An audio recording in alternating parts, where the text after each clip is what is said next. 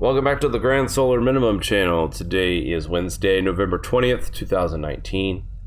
Let's take a look at our space weather before we start tonight's broadcast. First, over here at the Grand Solar Minimum News Space Weather Station, our solar wind speeds are sitting at 451.3 kilometers per second with a density of 6.6. Now, I checked this about an hour ago. We were still in the 360s, so this has almost went up 100 kilometers per second here just in the last hour.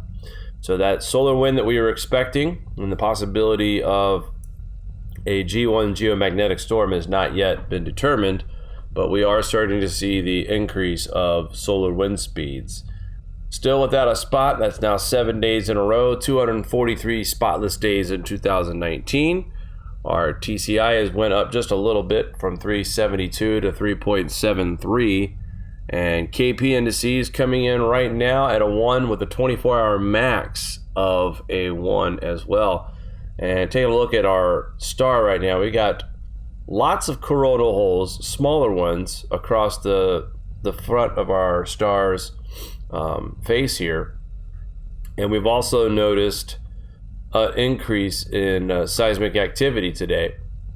But let's go over to the grandsolarminimum.com at the space weather section of our page. First of all, let's take a look at this planetary alignment. So we are experiencing some quakes right now, 6.3s plus the possibility of a storm. Very, very interesting planetary alignment, and this should be interesting to observe here the next several days, if not weeks. KPs have been really low, and we've had a few strong earthquakes, nothing crazy, but a few strong ones. And let's take a look here as we look at the activity beyond the eastern limb. And right now, there's no signs of any large coronal holes or any bright active regions, so the sun is going to remain quiet for quite some time.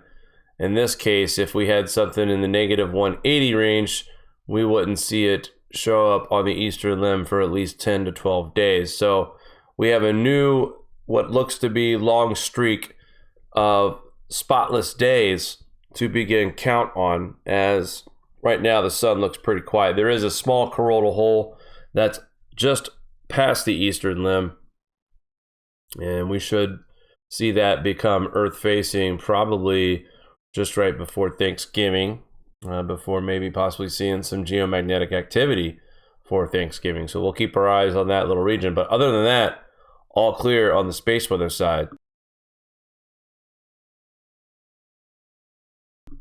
All right, let's take a look at what we got in store for us tonight for our show over at the grandsolarminimum.com. Again, Mari takes time to embed the video into the website and put together the links. That way you guys can follow along with the show. And let's start with the first headline, which was the 6.3 earthquake that we have here in Russia. Now, we reported that this morning. This actually happened overnight at 3:24 a.m. Eastern Time.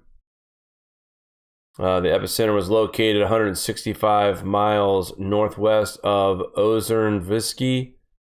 And that is,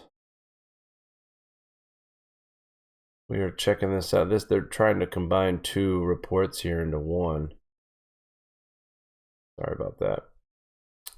But as we were going to mention next, not one, but a second 6.3, also shallow. These two quakes happened within a 4-hour period. And then, oh yeah, there's more. A 5.9 in the Philippines today. 100 homes were damaged, 16 completely destroyed, 91 partially, while 4 people were injured following a strong, shallow 5.9 earthquake in Mindanao, Philippines. And then, just before, no injuries, no deaths, a lot of damage, some slight damage, but a mess to clean up nonetheless. And then right before we went live tonight, another earthquake, another strong one that is. A 6.1 here near Thailand. Now this is near Laos. And 6.1 with a depth of 10 kilometers. So I believe, if I'm not mistaken, that this one here was not that deep as well. So possibly all four. This one was 60 kilometers deep in Mexico. This one here was 3. That was pretty deep. So the deepest was in Russia. So shallow, a deep, moderate, and still looking on this one here. I didn't see. But the point being is that we had a bit of a variety of everything today, from a 5.1 to a 6.3. And that is mainly due to the fact that we have seen this picture for the past several days of a unsettled corona. KPs have been at 0 and 1 for the last 3 days. So these are the kinds of conditions that are ripe for earthquakes and volcanic activity, which not a lot going on. We haven't talked about any eruptions. They're out there, but nothing extravagant or anything like that here lately. But certainly an increase in seismic activity today, as we've had 4 strong earthquakes. And at this point, no fatalities, which is the good news. But 4 today, since 3:24 a.m. Eastern time. And well, I wouldn't say they're bunched together by any means, but definitely at this point a little bit spread out than what we usually see in this region too. So all the way from Guatemala to Russia, 4 strong earthquakes, and that, in my opinion, has a lot of correlation to do with the KP indices being where they're at, low. We have solar winds that are increasing right now, so that affects the magnetic field. That pings us. It also has something to do with plate movement, I believe, as well. So 4 earthquakes. Let's see what happens as we enter a possible G1 storm between now and tomorrow. All right, let's go back over here. Where was that at, babe? So heading back over to the grand solar minimum at this moment. All right, here we go. Good. It's live, folks. Gotta love it. All right. Intense meteor storm expected from the alpha monoceratoids. How do you say that, Mari? Have you seen this story? Monocerotids? Meteoricids? Something? Alpha? I just like to call it a meteor shower. So, yeah, interesting little shower here. We will probably see this, tomorrow night, 11:50. I'm not sure. Let's see if we get maybe a description of where people will be able to see this. And it looks like so the shades of blue are going to be the higher amounts of meteors. The yellow looks to be about moderate, so 75, not bad. So if you live on the east coast or the northeast, you might get to see it. It says, what's rarer than seeing a unicorn? How about a unicorn spitting meteors at the rate of 400 per hour?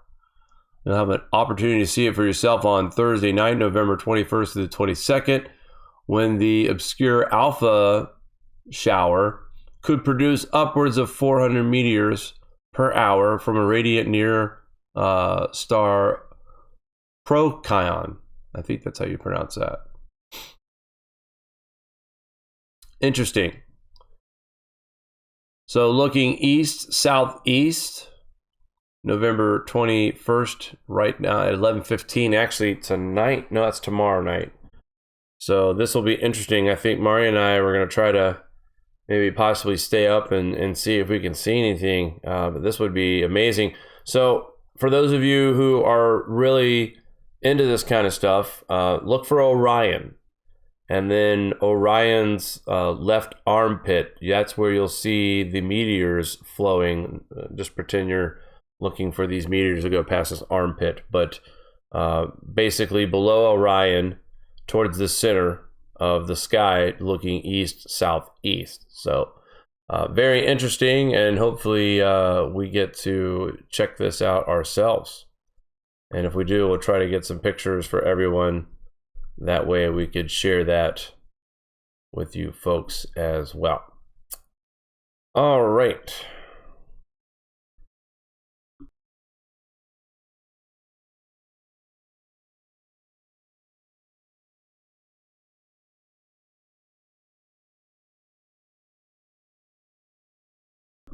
All right, check this out. We showed you guys some serious hail in Queensland. Over 1,500 lightning strikes pummeled the South Island during a 6-hour storm that hammered Canterbury, and destructive hailstones around 1.7 inches. Now, remember, we saw 2.5 inches in diameter in Queensland. So Wednesday, November 20th, it was the second storm to hit the region in 3 days, following a damaging tornado that ripped through Christchurch on Monday, November 18th. Here is some footage from this hailstorm. Now, we saw footage from Queensland. This is nothing. But this kind of hail will still damage roof. This kind of hail will still total out car. So basically, the dents will not be fixed, and therefore this car will be totaled out. That siding is going to have damage to it by dented. Some of the gutter spouts could be all that stuff is repairable by insurance. And honestly, if you have that kind of damage, don't mess around. Go ahead and file a claim. It's worth to pay that $500, $1,000 deductible to get a brand new roof, new siding, and whatever else that was damaged in the storms. I've seen them fix everything from the mailbox to the grill of your outdoor central air heating motor. So, I mean, this kind of storm does damage your home. It's important you keep things repaired, because if you don't fix it when it is compromised and then another storm hits, the insurance company might deny the claim because you had damage that didn't get fixed in the first place. I've seen it, folks. By the way, this is not snow, this is hail.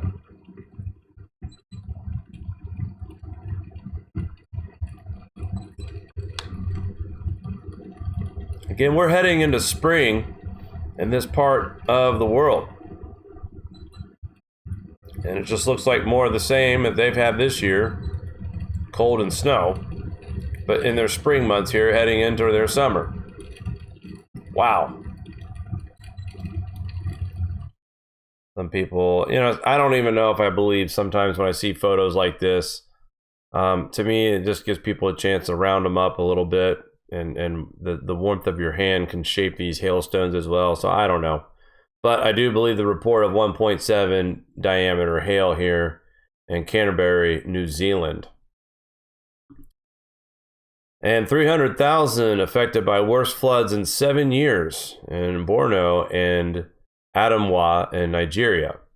Let's go ahead and take a look. This article, courtesy of the Watchers.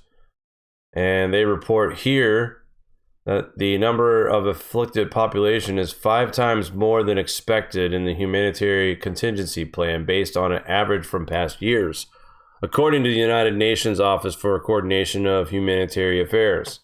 Flooding in the town of Ron and Borno State have burdened around 40,000 people, leaving them with minimal to no access to food or services.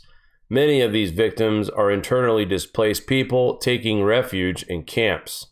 The flood started on November 7th at the Kala River, burst its banks in neighbor Cameroon.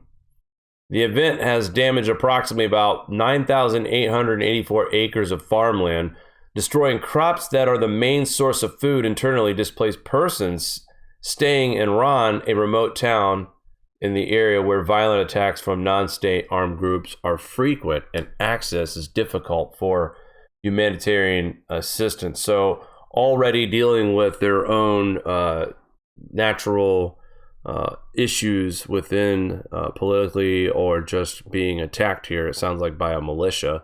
Unfortunately, these folks are suffering now from Mother Nature and certain evils that are doing these inhumane acts. So it's now preventing any kind of important aid of reaching these people.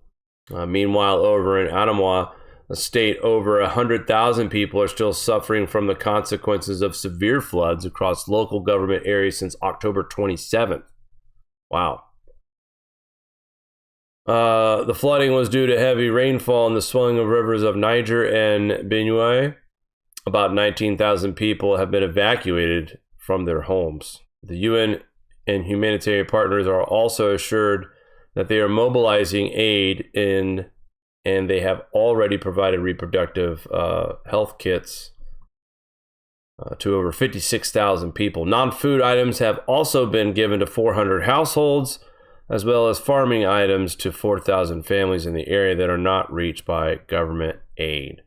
So you can only imagine, it doesn't sound like these people, the aid that they are getting, it doesn't seem like it's enough and much. So again, flooding rains, cosmic ray influx leading to increased precipitation in shorter periods of time.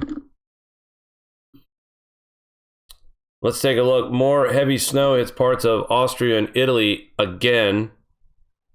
Extreme weather, including strong winds, heavy rain, and snow, are affecting parts of Central Europe, including Austria, Switzerland, and Italy over the past couple of days, causing floods, landslides, notable avalanches as well. Similar weather is with widespread heavy rain and snow, extreme in places, is expected to continue affecting the continent at least over the next 2 weeks. Oh, goody. Several landslides have been reported. Some households still have zero power. Look at this. Sparks fly. Look at that. Power line arcing here because of tree limbs. Heavy snow. Look, I mean, these trees are sagging. Wow. Whoa. Whoa.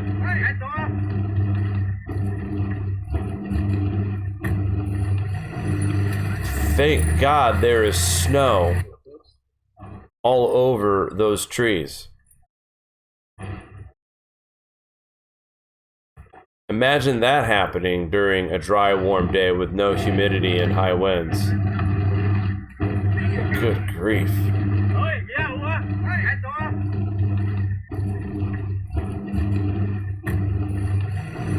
More footage here from heavy snowfall here. This is in Italy. Look at this. Gorgeous. We had a brief snowfall here in northeast parts of New York. Nowhere nothing like this big of an accumulation, but seeing some pretty large flakes already this year. Heavy snowfalls also triggered avalanches in South Tyrol, Italy, leaving many valleys inaccessible, but the situation at the time is going back to normal. That's good news. A large avalanche came hurling across the street in the town of Martel Valley on November 17th. The event was captured on video by a resident as the huge slab of snow rolled, carrying trucks, branches, and other debris. We got evacuated because it's possible that there will arrive some more, they say. All the streets in our valley are closed now. And this is according to a resident who took footage of this. Lots of stuff coming in, folks. Check this out. This is what a landslide. Debris, look at all that. That's the power of these landslides, folks. Slow but steady. My goodness. Some pretty amazing footage that we're seeing here, and it's only November 20th. This is February, late January, February weather. And folks, when stuff like this happens, it's because Mother Nature is overwhelming the landscape. This much snow falling this fast, causing these landslides. This is the problem. And again, guys, I wouldn't even be mentioning this if this was January. I mean, I would be mentioning it because it's pretty remarkable. But to see this November 20th, 2 months early from when we really start seeing the heavy snows. Insane. More pictures from the same, pretty much same scenes, just different cities here across Europe. Thanks to the watchers over here for their constant dedication to getting us all the good photographs, video, and up-to-date stats. But more heavy snow happening here in Europe. 300,000 affected by worse floods in... Oh, I already did that one, didn't I? Sorry. I just wanted to be thorough, I guess. Switzerland sees November record snowfall. Wow, 28 inches recorded already. Heavy snow hit parts of Switzerland over the weekend, November 16th and 17th in 2017, bringing the monthly total. I think that was a mistype there. I think they meant to put 2019. I had to look at the date really quick here. But no, 28 inches in Santa Maria in the country's east. This broke previous record of 27 inches set back in the same area in 1959. Check that out. It's a massive record there. 1 inch it beats, but still it beat the record. We haven't seen this kind of snow in over 60 plus years in this region. So more of the same to come for Europe. Norway, no issues with your snow cover. Russia, of course, no issues there. Now we're starting to see the Alps pile it up. Northern UK also can see some snow. And I did a update for UK weather this morning about the blizzards and the snow and all that, and the temperatures plummeting.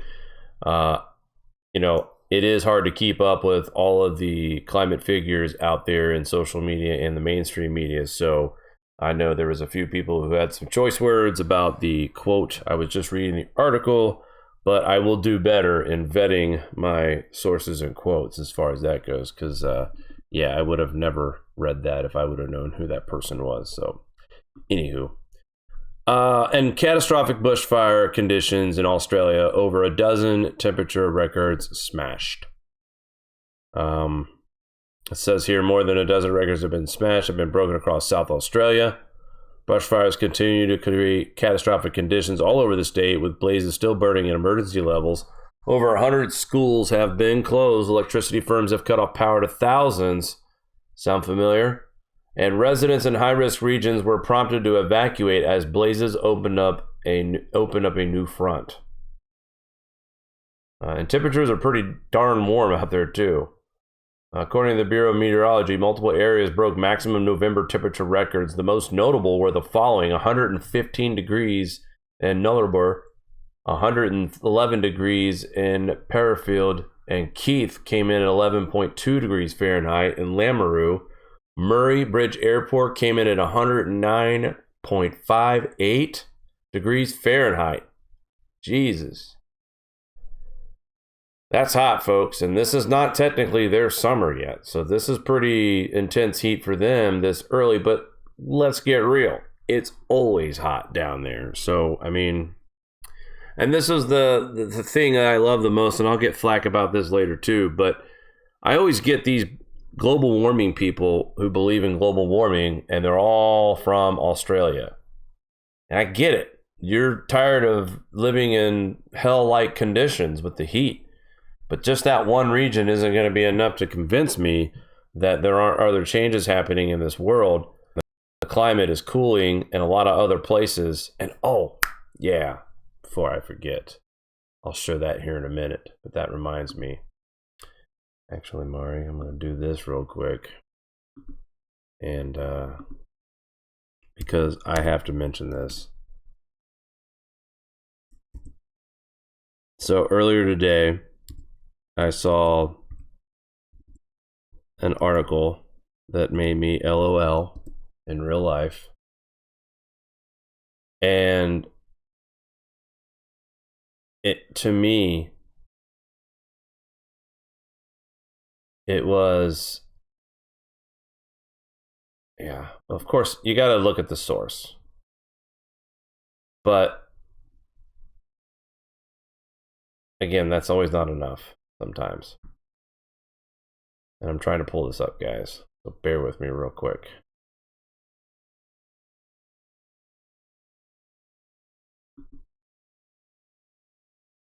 Oh, it's being a bugger.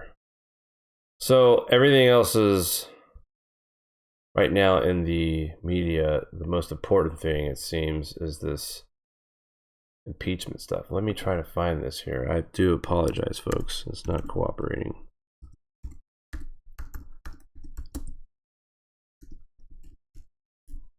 Let's see if I can pull this up. If not, I'll go back to interesting. It's like I can't find the article now. I'm gonna try one more time here before I give up on this.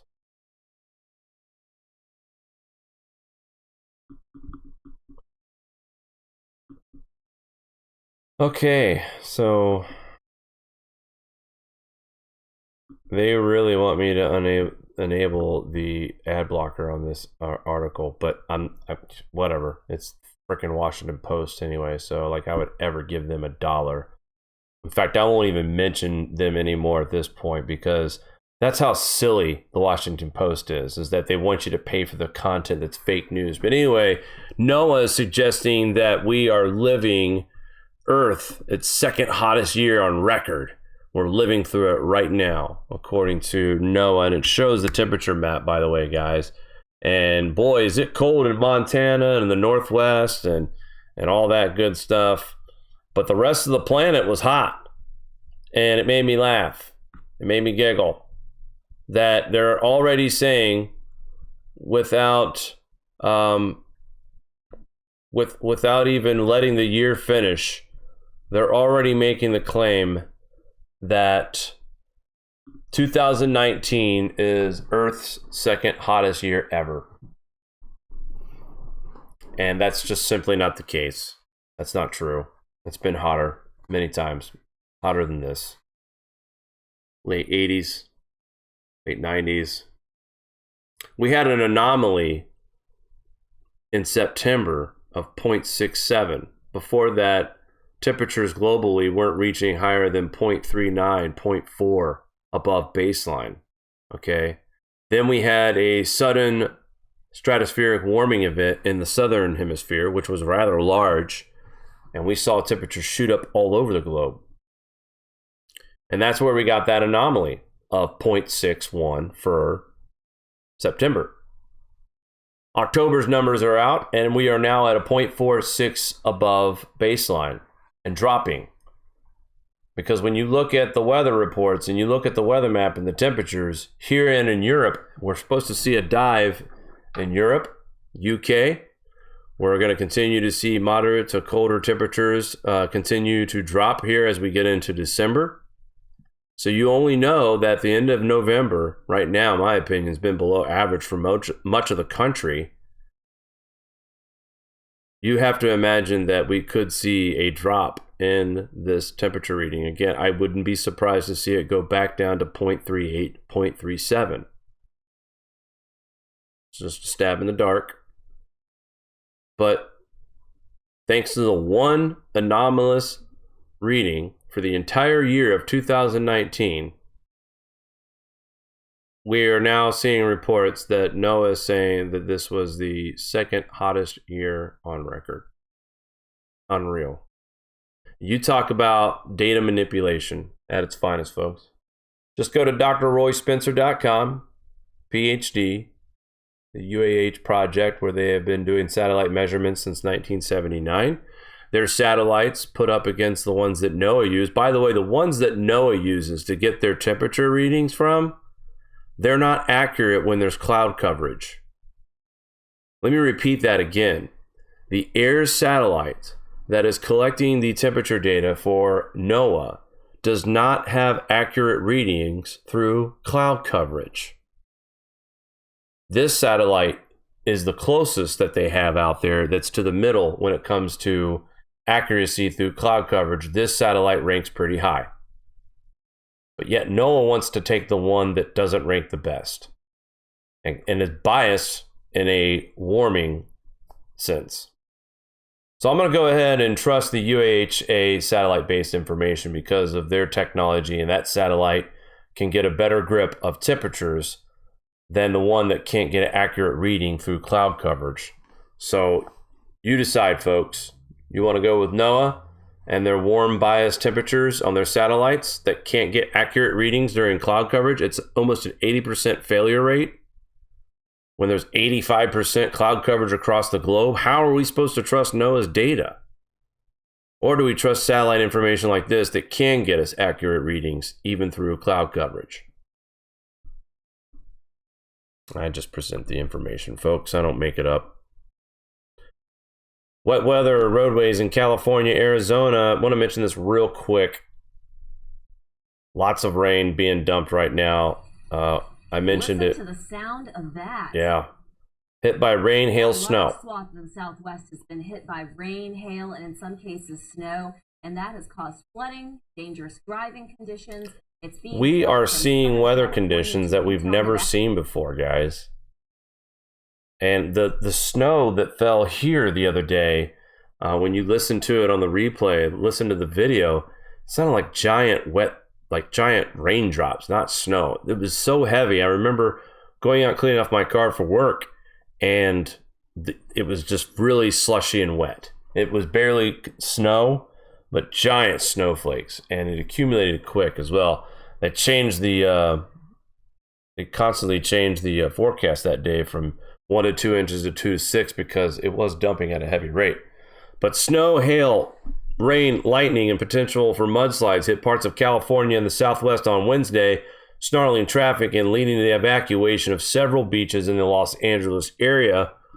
Over the Vail Pass in Colorado, the Colorado State Patrol announced Wednesday afternoon that both directions of Interstate 70 were closed because of crashes and spinouts that blocked the roadways. The westbound lanes reopened about an hour later, but the eastbound lanes remained closed. Seeing scenes like this too many times already, and it's not winter.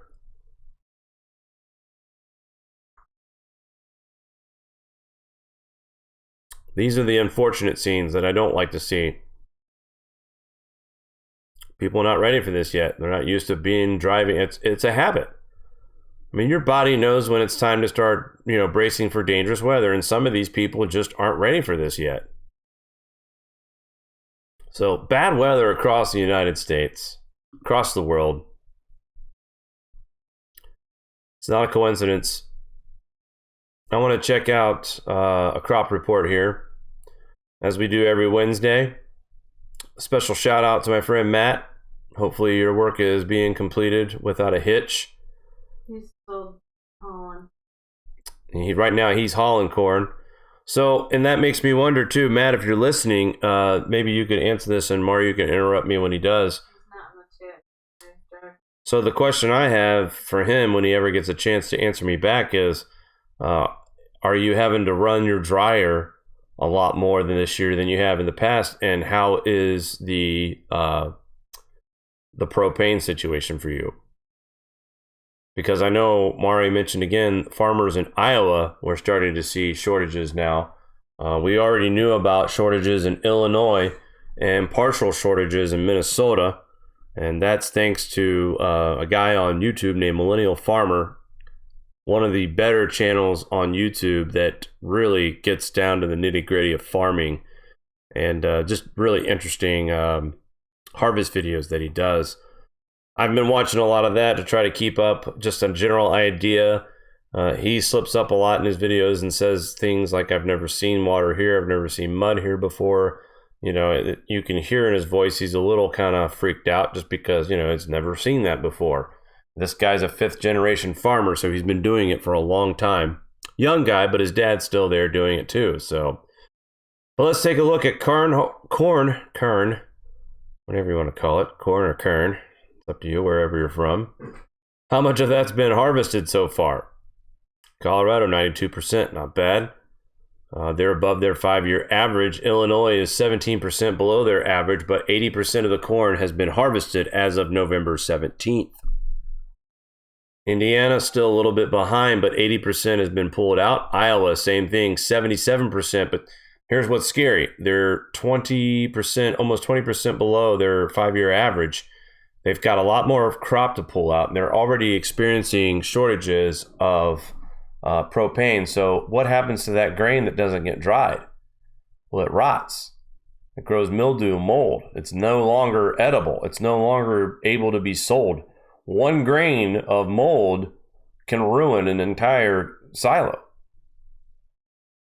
So a little bit concerning news for folks who are still trying to get the majority of their crop. Look at Michigan.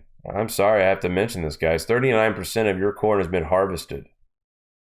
39%, only up 6% from last week. Well, I mean, kind of hard to do it in the snow. Plenty of it in Michigan. 39% of the corn still in the ground. Or, I'm sorry, 39% has been harvested. Way more than 39 in the ground. North Dakota, only 23% has been harvested. Last year, this time, it was at 70%. Their 5-year average is 85% corn harvest by now. Tennessee, you're all aces. North Carolina, you're all aces. Texas, you're pretty close. Excuse me. Wisconsin, 44% has been harvested. You're 33% below your 5-year average, and you're 34% down from last year. Let's check out the soybeans, eh? They're doing a little bit better, it looks like. A lot better. Even Michigan has 76% of its beans out of the ground. Nebraska still working hard. You've got 99% of your beans out of the ground. 85% of your corn is out of the ground. So hopefully my farmer friends like Matt can stop working their butts off here soon. They're getting close. They're still a little bit behind though. 85% and 91% is the 5-year average in Nebraska. 99% your beans, you're fine. North Carolina beans struggling a little bit. 61% has only been harvested. Ohio, much improved. 90% of the beans that are harvested. But let's not forget though, guys, these numbers are a little misleading. Harvested of what could be harvested. Let's just say that. Like I said, I've watched a lot of videos, harvesting videos. A lot of farmers are showing a lot of crops that are down and that are not really, the yields are not coming out the way they wanted it in certain fields. Not all fields have gone to shit, but it's pretty close. All right, so let's go ahead and take a look at our GFS outlook. I know that was a bunch of good news that I just shared with everyone there. GFS here shows the Southwest getting doused with tons of rain and mountain snow through Thursday. The 4 corner states are going to get pummeled. This system finally moves east through Texas, Oklahoma, Kansas, and Nebraska. You get a little bit of snow out of this. Now look up north here in the Great Lakes. Thankfully, Michigan, you're just going to get rain, but that's not going to help your situation either. Minnesota and Wisconsin, northern parts will get snow. And Michigan, rain, plain rain. But again, your crop is soaking wet already as well with all the snow that you've had drop. And of course, we're talking about propane shortages in Iowa. Look at this. We got heavy rain coming to the region on the 21st of Thursday. So more rain in an area that doesn't need it. High pressure takes over a little bit in the Central Plains. This is Saturday. Watch out, Ohio, northern parts of Ohio, northwest Ohio, and northeast Indiana. And that system moves to the northeast. That's going to bring snow to the northeast, guys. Upstate New York, central New York, Maine, New Hampshire, Vermont. Maine, you're going to probably see the majority of the snow on that one. And then we have another system coming in on the northwest, bringing snow into the regions of Colorado, Nebraska. And this thing just jumped on me to right before Thanksgiving. Let's go backwards a little bit. So there's that system moving on Tuesday. Lots of snow to Wyoming, Colorado.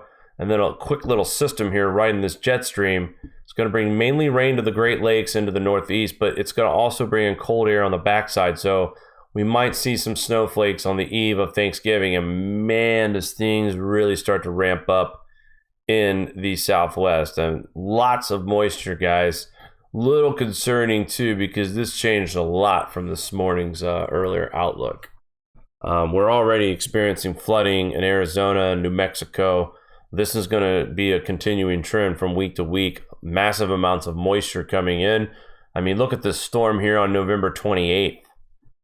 Major low pressure system spreading snow into almost a dozen states at this point. Moisture from Texas all the way to Wyoming, Washington, Idaho, California. Look at this system.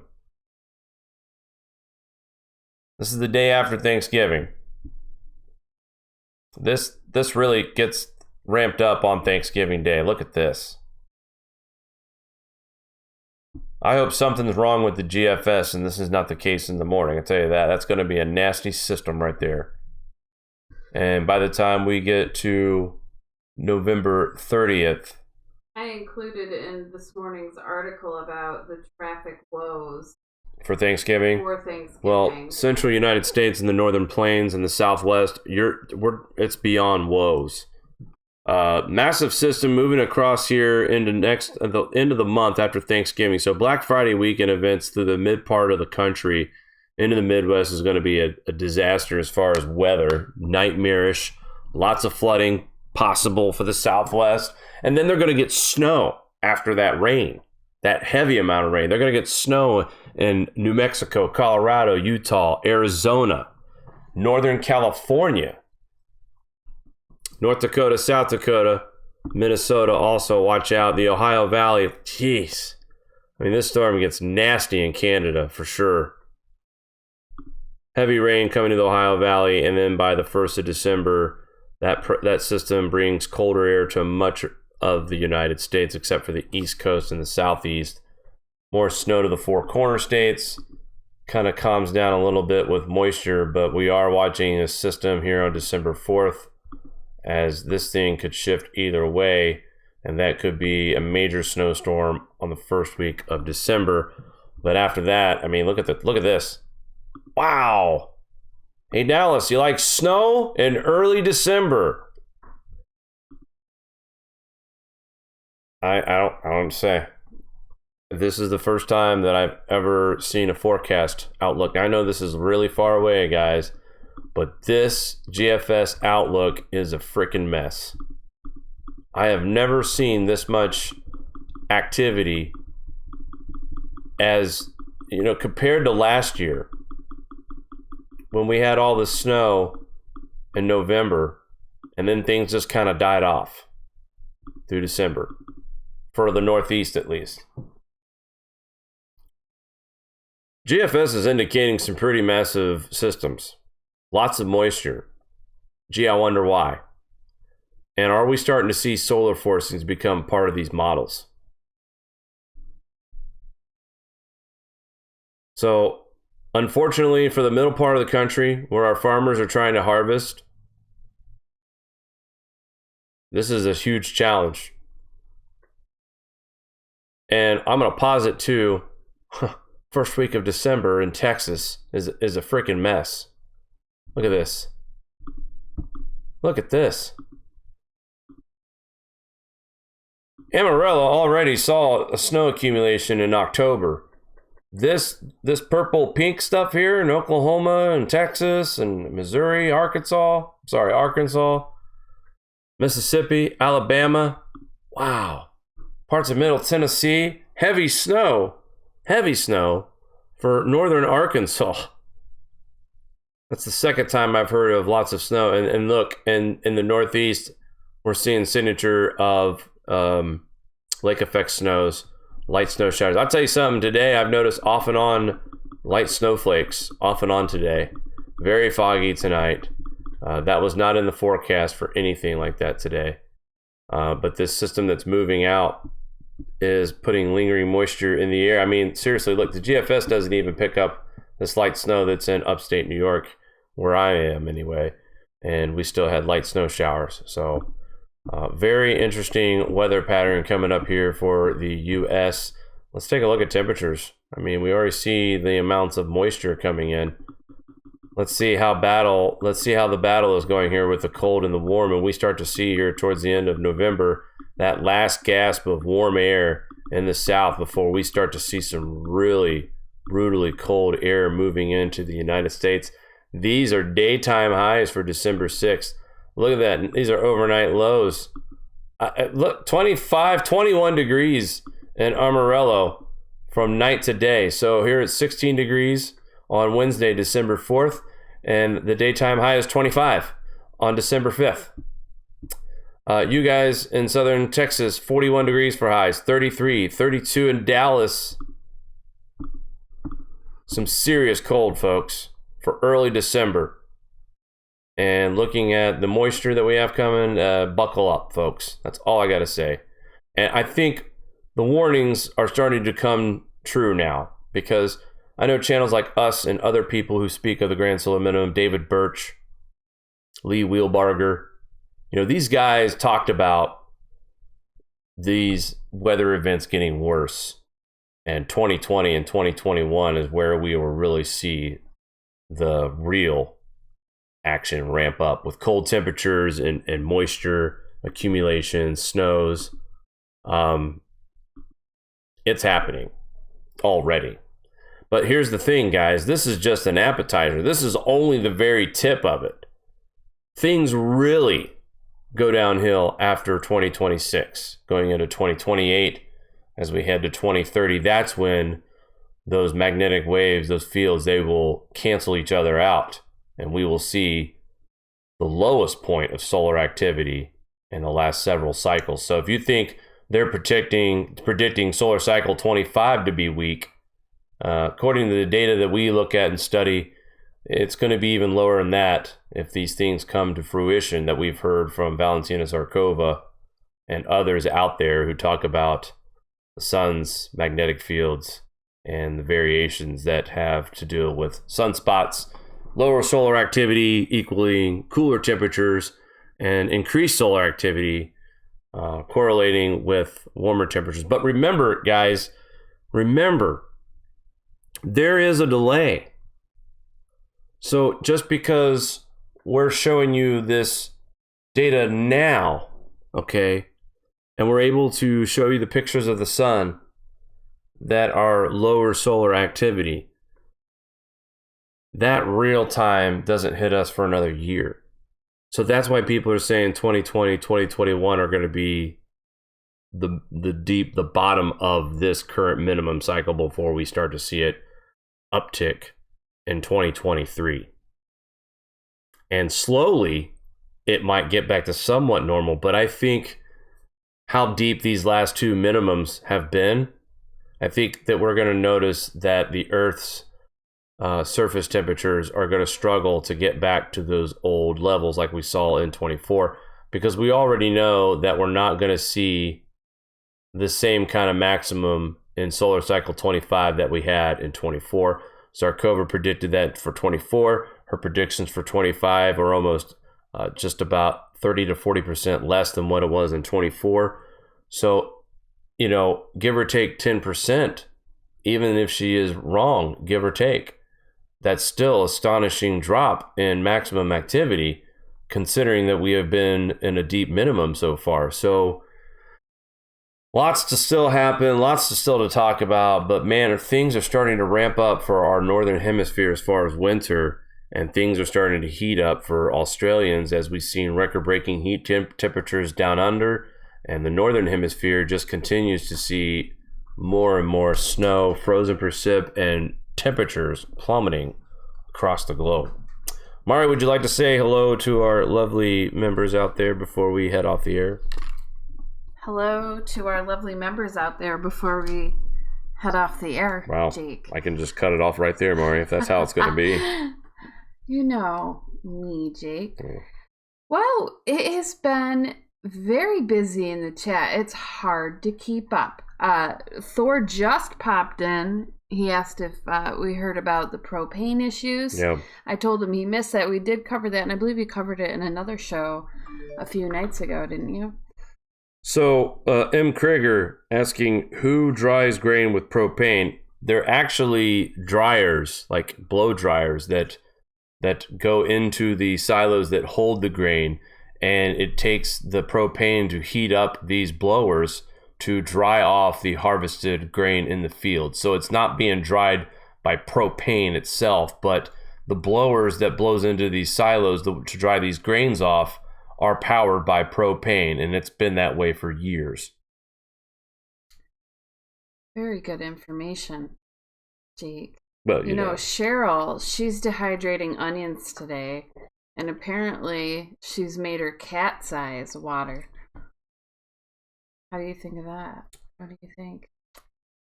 I've never dehydrated onions. I can't even imagine how painful yeah, right. that would be. Doug Ellens is still looking for his bikini. I told him to buy 2 of the round stickers and bring his own bottoms. Close enough, right, Jake? Yep. Scott Bro says so much CO2 on the ground makes it slippery. And then Matt Bros did stop in for a little bit. He's on the road hauling load after load. So we hear you, Matt. So what he's doing right now, brother. Is he is driving the truck that the grain carts unload into. So you've got your harvesters out there. They're out there harvesting corn that offloads the grain into a grain cart. And then once the grain cart gets full, it goes and finds the truck, offloads into the truck. So this takes, for Matt to have a full load, this takes several grain carts to fill up his trailer. So this process, imagine this, guys, more than likely he's been doing this since sunrise, and it's 9:52. My guess is he's still out there hauling corn right now as we speak. So farming is, to me, we don't give enough credit to these people out there. I don't care how big your farm is. We definitely appreciate your hard work. It's a lot more dedication. Technical. It really is. People give credit for as well. You watch millennial farmers videos, and all these, like, I get why he calls himself a millennial farmer. It's not because he's young, but you know, back in the old days, farmers used these combines that had levers and gears and all this stuff. Now everything's computerized. So you really have to know your tech to understand how to operate these tractors. It's insane, the technology. You can map out your harvest. I mean, just all kinds of crazy stuff that I don't think our grandfathers would have thought would have been possible when they were farming. So anyway, sorry to cut you off. That's okay. Jesse Courier said they've finished up harvest last week in South Central Minnesota.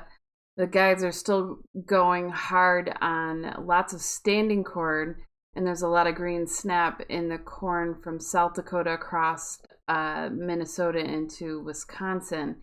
He says his neighbor had a field of corn average of 60 bushels an acre from green snap, and that is on ground that typically yields 200 plus.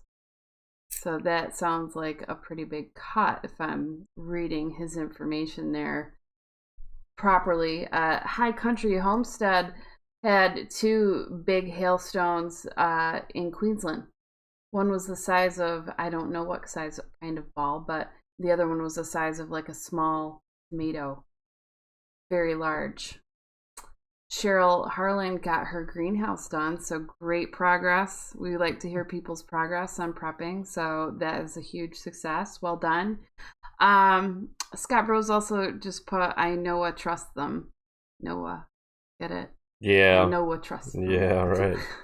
Whatever. Jesse, our Jesse Vorwald, I call him our Jesse. You should call our Thor. Thor Vahela should be our Thor. He was sharing some great information about different grants that were available. Oh, nice. And I'm going to ask him if you could post some links either to me or in one of the Facebook groups. I will share them around because that would be great for people that would like to work on that. And Judy got her notification 45 minutes after the show launched. Or too much truth. So, working on the website. I try to publish our articles before the show, so you should be able to, if you're subscribed to alerts there, just go ahead and sign up for reminders. I think I still have the red bell. Now I'm wondering. I know I get an email usually when I post an article, but I don't know if everyone else is that signed up, so that'd be sort of interesting to find out. That's all I got, Jake. And I want to kind of end on a note like this tonight, guys. We need your help joining us on other social media platforms, whether it's at thegrandsolarminimum.com or Patreon. On December 11th, first of all, I want to announce that on December 10th, there is a new policy happening at YouTube. And if your channel is not found, I guess, valuable to YouTube, if they don't like you, the channel could go away if it's not valuable commercially. Commercial friendly, right? And as you all know, the censorship issues we've had here. So what worries me is that December 10th, that date's put out, and then December 11th, there is going to be a complaint read about FISA abuse. As you all know, what we're going through as a country. I'm not even going to speak it because I don't want the algorithms to hear it. And then December 12th, well, as Mario would say, the shit's going to hit the you-know-what. So it makes me worry that there's going to be a huge media blackout of things that are truth, and the powers that be will have that control to squash it. So please do us a favor and go to our website, register as a member. It's free on our website. Patreon, it takes $1 to join. You don't have to go the larger levels of donations. That's not what we're expecting, but we do want to continue to bring this content. And we just feel like that there is possibility issues coming down the road. So that is a nervous date that we're tentatively watching. But at the same time, we're going to start really trying to push hard to move all of our subscribers to Patreon. Now, that's a huge task because right now we don't even have a fraction of our subscribers that we have at YouTube over at Patreon. Matthew Ronson always comes out with winners in the chat, and he just... Magic Ronson. Magic Ronson. Not Magic Johnson. We have Magic Ronson. He just put grand YouTube minimum. Hey, there you go.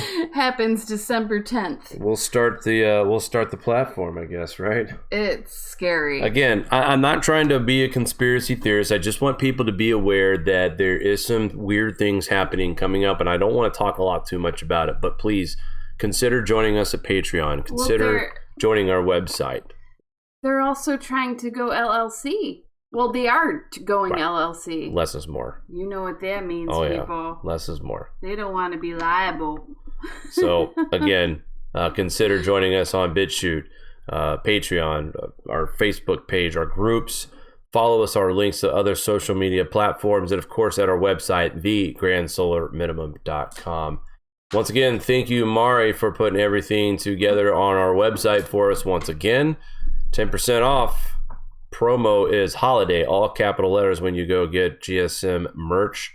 Use the promo term holiday and you'll get 10% off of your order.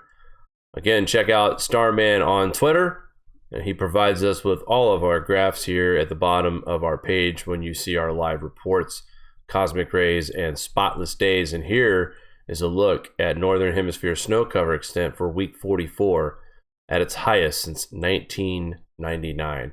All right, that's going to do it for us tonight, guys. Thank you for tuning in to this episode of the Grand Solar Minimum, and we will keep you updated with any breaking news if any comes out. Till tomorrow morning, guys, we will talk soon. Take care.